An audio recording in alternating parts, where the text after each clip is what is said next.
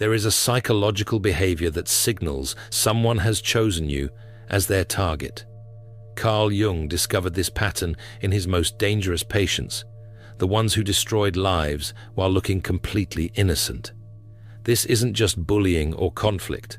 This is a subconscious mechanism that Jung identified, something far more sinister than simple cruelty.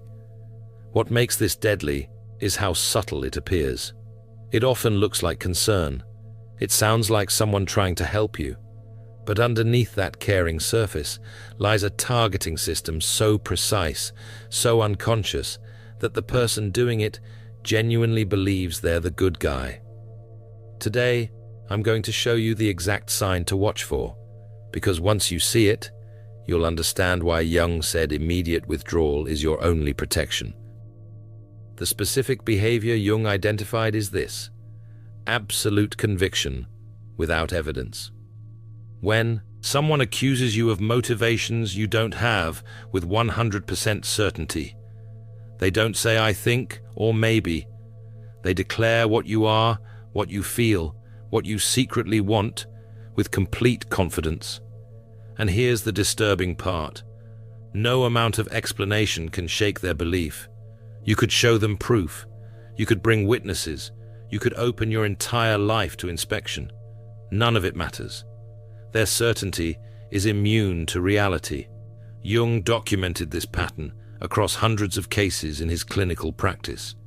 He noticed that his most dangerous patients all shared this one trait. They could describe others with absolute certainty while remaining completely blind to their own motivations. When Jung would gently suggest that perhaps their perception might be distorted, they would become defensive or even aggressive. The suggestion that they might be wrong threatened their entire psychological structure, because if they were wrong about you, they might have to look at themselves, and that's the one thing their unconscious mind is organized to prevent.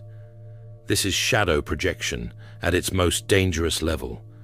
But before we go further, you need to understand something crucial. You are not the target because you're weak. You're not chosen because you did something wrong. In fact, Jung discovered the opposite. You become the target specifically because you are differentiated, because you are psychologically developed in ways that make you a mirror. You reflect back the parts of them they cannot accept, the parts they've buried so deep they don't even know they exist anymore. Think about how a mirror works. It shows you exactly what's there. It doesn't lie. It doesn't flatter. It simply reflects reality. Now, imagine someone who has spent their entire life constructing a false image of themselves. Someone who believes they are kind when they're actually cruel. Someone who thinks they're honest when they constantly deceive. Someone who considers themselves selfless while acting purely out of self-interest. What happens when this person encounters a mirror? They don't see their real self. They see a threat. They see an enemy. They see someone who must be destroyed. That's you. You're not doing anything to them. You're simply being yourself. But your authentic presence, your psychological awareness, your refusal to participate in collective delusions, all of this acts as a mirror. And people with large, unintegrated shadows cannot tolerate mirrors.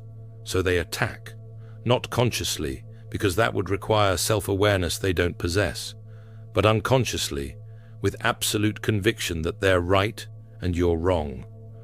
Jung called this the shadow. Every human being has one. It's the collection of traits, impulses, and qualities we reject about ourselves, the things we can't admit we're capable of. For most people, the shadow stays hidden. But when someone with a large, unintegrated shadow meets someone like you, someone who unconsciously reminds them of what they've denied, something dangerous happens.